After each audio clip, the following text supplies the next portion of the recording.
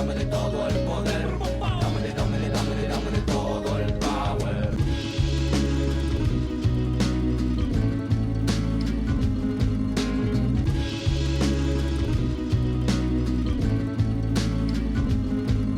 El pueblo unido jamás será vencido. El grito y el ruido jamás serán vecinos. Dame, dame, dame, dame el poder. Dame, dame, dame todo el power. Dame, dame, dame, dame el poder. Dame, dame, dame todo el power. ¿Qué tal? ¿Cómo les va nuevamente aquí en Dame el Poder? Y hoy vamos a hablar de dos temas. Por un lado, de cara a las elecciones, el análisis con las candidaturas que ya se anunciaron de las PASO primero, camino a las elecciones de legisladores en octubre, con Jorge Jacobi, analista político. Y también vamos a hablar del tema de la salada. Está detenido su titular, Jorge Castillo. ¿Y qué hay detrás, no? Con un abogado especialista en marcas, porque esto está desde la década del 80. Y sin embargo, recién ahora toma acción la justicia, se clausura, hubo este tiroteo, queda detenido Jorge Castillo. Todos estos temas con estos dos invitados, pero antes yo les quería hacer un breve comentario porque me llamó mucho la atención el ruido de las candidaturas. Había algunas caras nuevas y otras que ya conocemos, algunos de los cuales han sido procesados, entre ellos Cristina Fernández de Kirchner, por la justicia, o bien condenados, como es el caso del expresidente Carlos Menem, que se presenta por tercera vez como candidato a senador. Procesado por delitos supuestamente vinculados con hechos de corrupción. ¿Qué significa, no, ser procesado? De alguna manera es porque en la justicia tienen una sospecha. Obviamente eso no está probado, y de alguna manera se están presentando todos estos candidatos y muchos más a un cargo que va a tener fueros parlamentarios o inmunidad parlamentaria, a los privilegios o normas especiales que aplican a una o varias personas, quiere decir, en el ámbito del derecho penal, por el hecho de pertenecer a un parlamento democrático. Fíjense ustedes, ¿no? Me llama la atención el ruido que generaron y después cuando vi que no era solo mi impresión, sino que es generalizado, me quedé un poco más tranquila. No soy quien para decir qué es lo que hay que hacer y qué es lo que tiene que cambiar acá en la Argentina, pero sí hay algo que no me cierra. Fíjense ustedes que el artículo de la Constitución, el artículo 16, dice en cuanto a quiénes pueden ser candidatos y quiénes no, que lo único que se necesita es la idoneidad. La nación argentina dice no admite prerrogativas de sangre ni de nacimiento, no hay en ella fueros personales ni títulos de nobleza, todos sus habitantes son iguales ante la ley y admisibles en los empleos sin otra condición que la idoneidad. La igualdad es la base del impuesto y de las cargas públicas. Ahora fíjense ustedes, idoneidad. Idoneidad de alguna manera quiere decir adecuado, con condiciones, con aptitud física y moral, con capacidad, con competencia, con suficiencia. Estuve buscando porque para tratar de entender todo esto, ¿no? Quiere decir buena disposición para alguien que tiene así un fin determinado, apropiado o conveniente, la idoneidad no solamente física, sino también moral. Ahora, fíjense ustedes que para la política me da la impresión de que corren algunas reglas y para el sector privado no. Y esto pasa en un montón de temas, no solamente lo que vimos de Baez, de las propiedades que no habían ni siquiera, diríamos, expuesto en su declaración jurada, decenas, cientos, y que cualquiera de nosotros, cualquier ciudadano de a pie queda temblando, aterrado. Participamos todo el mundo en el blanqueo por una sola propiedad de unos pocos miles de dólares. Por otra parte, si alguien está procesado en el ámbito privado, un médico, por ejemplo, por mala praxis, que la persona murió o lo que fuere, en general si se hace público no tiene más pacientes, no opera más. En el ámbito privado también, un empresario va a tomar a una persona y encuentra que tiene antecedentes o que está procesado, no sé si la toma. En fin, en un banco no te dan crédito, si no estás, si por ejemplo estás en el veraz o si no pagaste en tiempo y forma, ni que hablar si está procesado. Ahora, parece que la política tiene otras reglas, ¿no? Eso es un poco lo que a mí me da la impresión. Yo no soy quién para decir si hay algo que tiene que cambiar o no.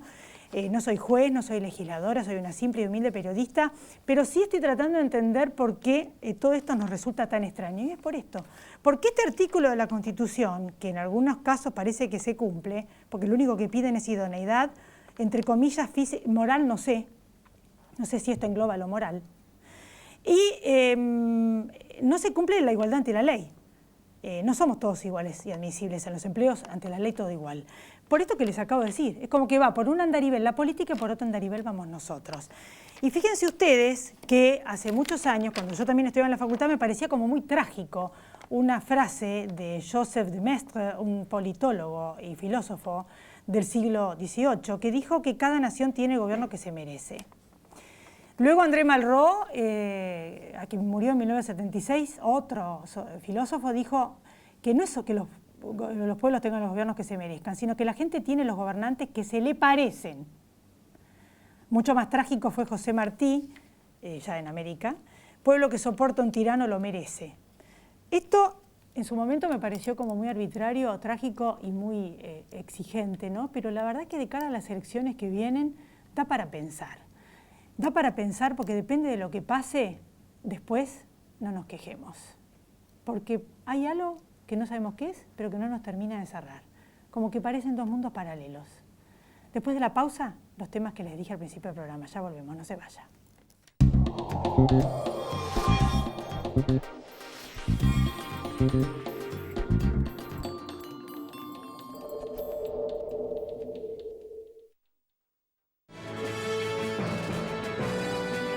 Préstamos personales de hasta 500.000 pesos a tasa fija. Cumplí tus sueños con Banco Provincia. Si un vecino tiene un buen gesto, agradecéselo sacándote un agradeselfie o sacale una foto haciendo eso que querés destacar. Subila a las redes con el hashtag agradeselfie y llenémosla de me gusta. Estos pequeños gestos también nos ayudan a vivir cada día mejor. Convivamos, Buenos Aires.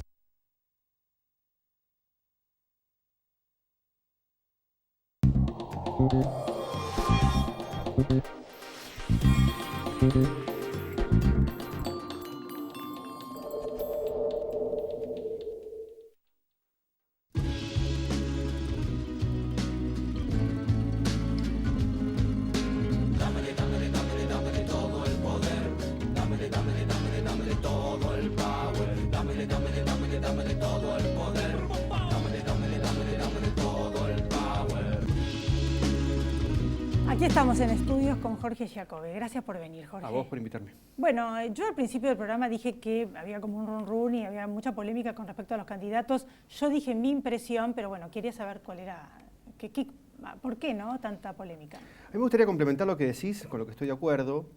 En este sentido, también es bueno que se expongan y que se pongan en la urna, que se ofrezcan a la opinión pública, porque esa es la forma de que la opinión pública les diga realmente que no. Aunque hayan atravesado algunos de los candidatos periodos donde la opinión pública los amó, es muy bueno que después quede claro que la gente les soltó la mano. Porque si deberían ir presos, yo estoy de acuerdo con eso, pero cuando van presos siempre hay una parte del enamoramiento que cuenta que en realidad son perseguidos. Para derribar un mito, los que lo tienen que derribar son los mismos que lo construyeron. Para que la gente se desenamore tienen que pasar por el mismo proceso de oferta en el cual se enamoraron. Alguien muy sabio que participó de los años 70, una época terrible de la Argentina, me dijo, participó desde la izquierda, por supuesto, y desde los movimientos como Montoneros y ERP, me dijo una vez: mira, Jorge, si nos hubieran dado un micrófono y una tribuna en cada esquina, en vez de perseguirnos, nos hubiéramos matado solos. La gente se hubiera dado cuenta enseguida de lo que teníamos adentro de la cabeza y nadie nos hubiera seguido. Cuanto más horrorosos, más hay que exponerlos. ¿Qué quiere decir idoneidad? Porque es como tan amplio y genérico el término que dice la Constitución, o sea, vale todo, en política vale todo, fíjate vos. Eso es lo que a mí me llama la atención. Como que hay como un mundo para los políticos, y después tienen los fueros, y un mundo para nosotros, que por cualquier pavada terminan presos, los ciudadanos, se les aplican multas, no se pueden presentar, o se quedan sin trabajo si hacen algo mal. Vale ¿Por todo, qué? Para nosotros vale no todo, vale nada y para el político vale todo. Vale todo porque cualquiera ha sido cualquier cosa en la Argentina. Amas de casa han sido presidentas de la Nación. Y cualquier persona horrorizante ha sido ministro de Economía y ha sido ministro del Interior. Por eso los argentinos todavía nos ponemos en el lugar, sobre todo los más grandes, los más jóvenes no se escucha tanto, pero vos vas a recordar que en algún momento la gente común, la gente de a pie decía: si yo fuera presidente, si yo fuera ministro de Economía, si yo fuera director técnico de la selección. ¿Y desde qué lugar la gente dice eso? Lo dice desde el lugar de que cualquiera fue. Entonces, ¿qué es ser idóneo y qué es ser idóneo para los demás? Nosotros hacemos un ejercicio muy lindo donde le pedimos a la gente que defina en una palabra a un político. Es un ejercicio por asociación libre, digamos, que apela a información más, te diría, de nivel preconsciente que de nivel consciente al cual suelen apelar las encuestas en general. Entonces defina a cualquiera en una palabra y le damos a la gente un espacio en blanco para que pongan la palabra que quieran, no damos ninguna sugerencia. Hace unos meses lo hicimos para Cristina. Y la palabra más grande, más recurrente que apareció fue la palabra corrupta, que viene del cúmulo de gente que tiene de ella una imagen negativa, de gente que la odia, que es el 65% de la población. Ahora, ¿qué venía del 30% que la ama? Viene la palabra líder y la palabra estadista. Y si vos te fijás, entonces el mapa mental completo de los argentinos sobre qué es Cristina es una líder estadista inmensamente corrupta. Y sabés que los conceptos no son contrapuestos. Y hemos tenido la oportunidad de medir en Venezuela, por ejemplo, a Maduro, y las palabras son las mismas. En Venezuela, los venezolanos contestando sobre Maduro. Y contestando sobre Chávez no hay corrupción, hay liderazgo, hay brutalidad, hay violencia, pero no hay necesariamente corrupción. Entonces vos me preguntás, ¿qué es una persona idónea? Y me parece que los argentinos lo tendremos que discutir largamente. Lo cierto es que hasta ahora la corrupción no importó, porque los argentinos hemos dado mucha cuenta de que no votamos honestos para los cargos ejecutivos, porque nos da la sensación de que los honestos son un flan con crema y que el sistema se los va a comer, porque el sistema es terrible, porque el sistema es brutal.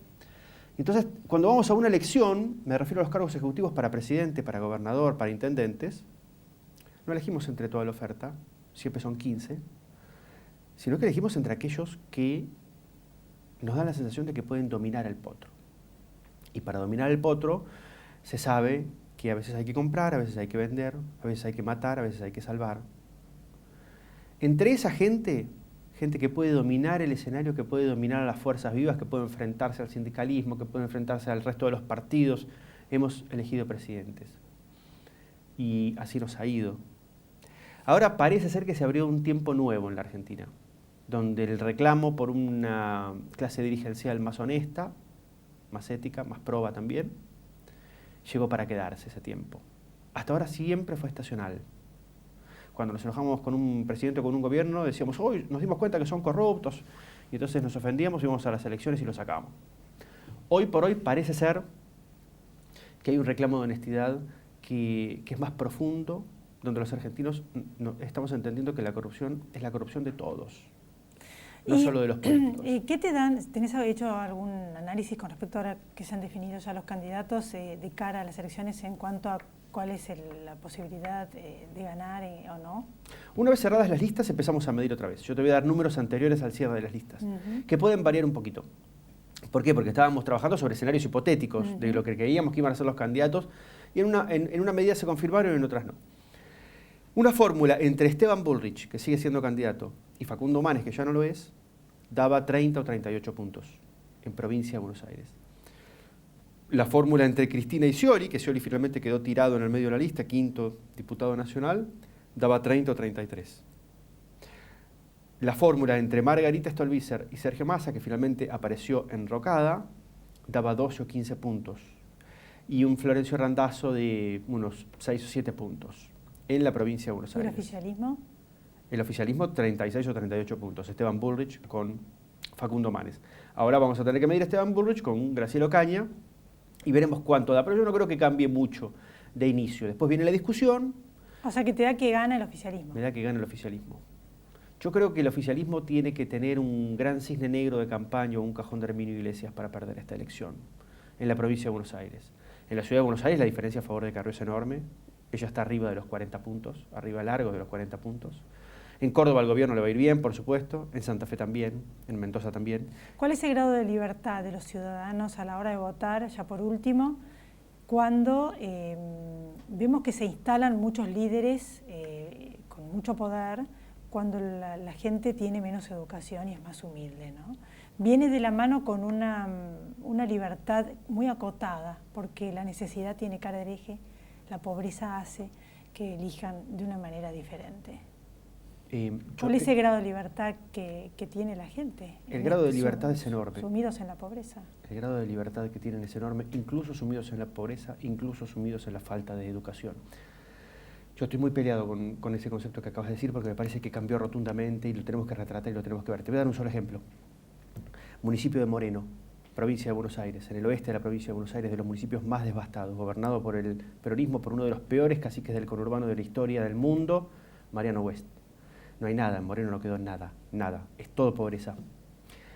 3 elecciones antes de perder, ya Mariano West sacaba menos votos que la cantidad de planes sociales que manejaba. Hace 3 elecciones y después perdió las internas de su propio partido. La gente es libre. Una luz de esperanza, Jorge. Es libre, la gente es libre. Está bien, gracias Jorge. A vos. Te veo después de las elecciones. Ok. Después de la pausa, Alberto Villegas, abogado, especialista en marcas, por el tema de la salada. Ya volvemos, no se vaya.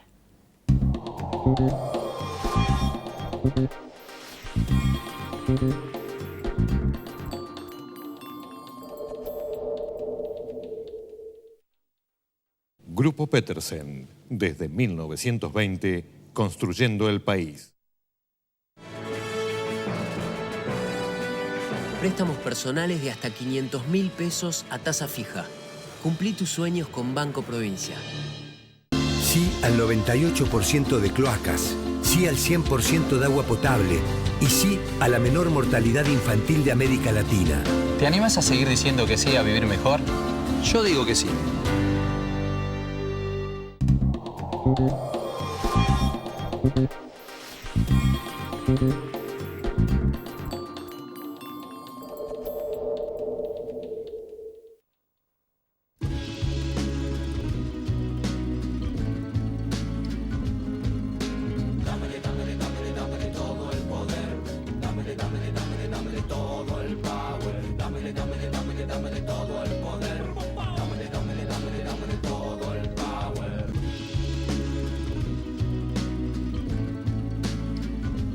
Aquí estamos en Dame el Poder. Gracias por venir, Alberto Villegas, abogado.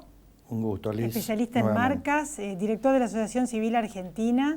Y bueno, justamente, ¿cómo es que aparece, ¿no? Hace muchos años, hace 30 años que estaba la salada y vos me hablabas del tema.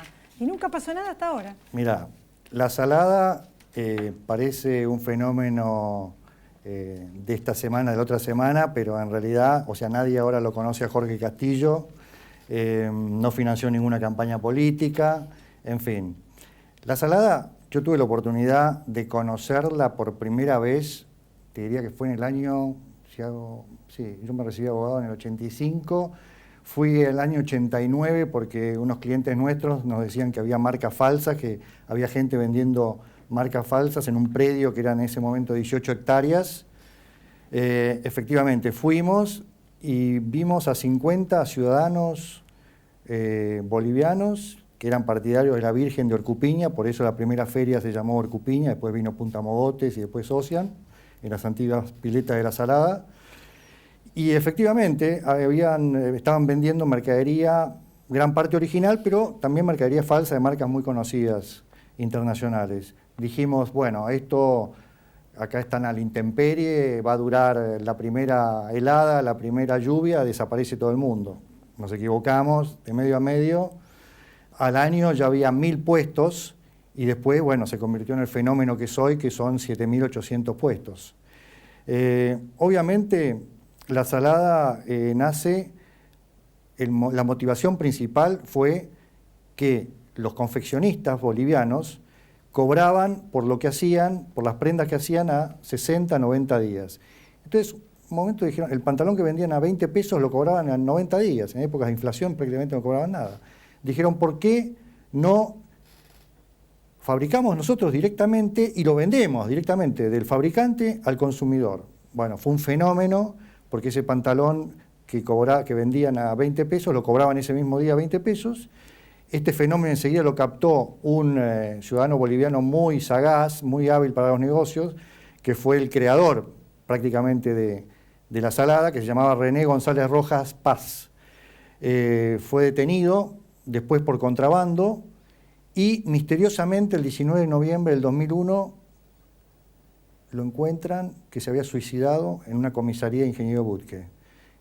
Fue un suicidio medio sospechoso porque se había colgado de un lugar más bajo que su altura. Bueno, así comenzó La Salada con el lema precio justo y trabajo digno.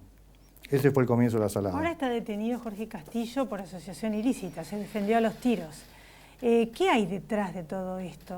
¿Y por qué se tardó tantos años? O sea, ¿qué pasó? ¿Financió campañas? O sea, ¿qué es lo que pasó para encontrarnos que recién ahora la levantan? Bueno, obviamente en cualquier país normal una feria como La Salada no dura más de un mes. Partamos de la base que cuando se logra la habilitación municipal de la Feria de La Salada, se pagan 500.000 pesos, año 91, esto está documentado en el libro de Nacho Girón, un excelente libro que le llevó 2 años de investigación de La Salada. Así nace La Salada. Obviamente después hay un paraguas de protección político primero, judicial, policial, impositivo.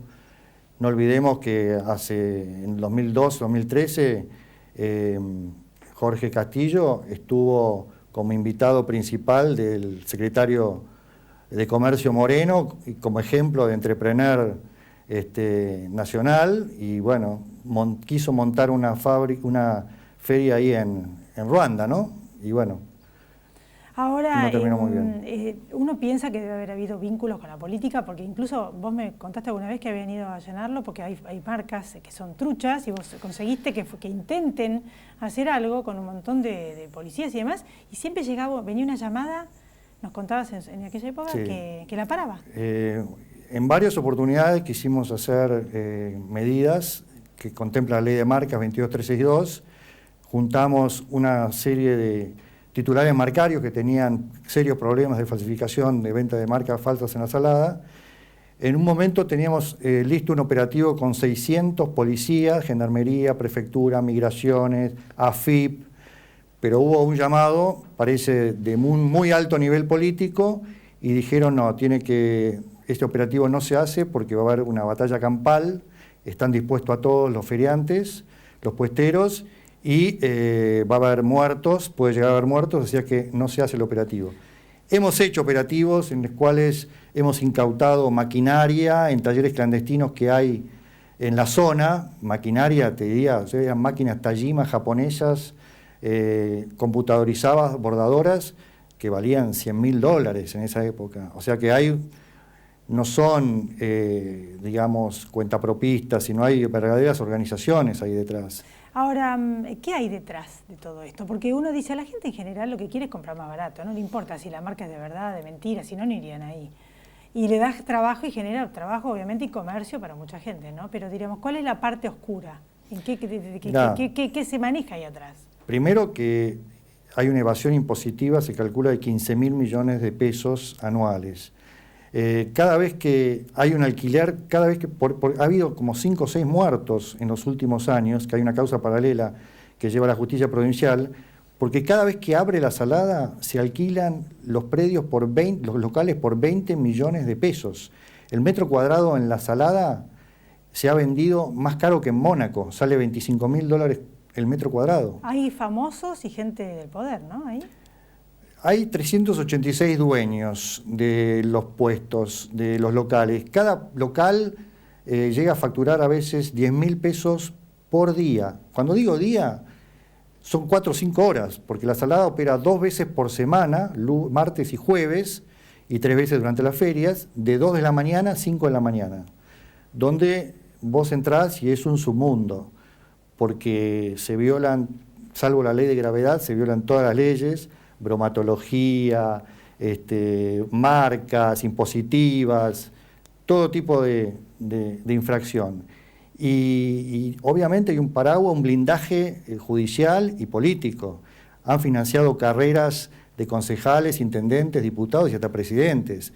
El otro, que tiene un perfil más bajo, que es Antequera, el de la feria Orcupiña y la Saladita catamarqueña, estuvo con todos los candidatos, en el 2009 con Elisa Carrió, en el 2011 con Mario Ishi, en el 2015 con con Alicia Fernández Kirchner, Alicia Kirchner y Cristina Kirchner, y ahora con Martín Insaurralde, y salen las campañas, y, o sea que tienen mucha presencia política. Y obviamente esto ha sido una fuente de ingresos ingente para todo lo que es los partidos políticos, de todo signo. Por último, ¿cómo crees que va a terminar esto?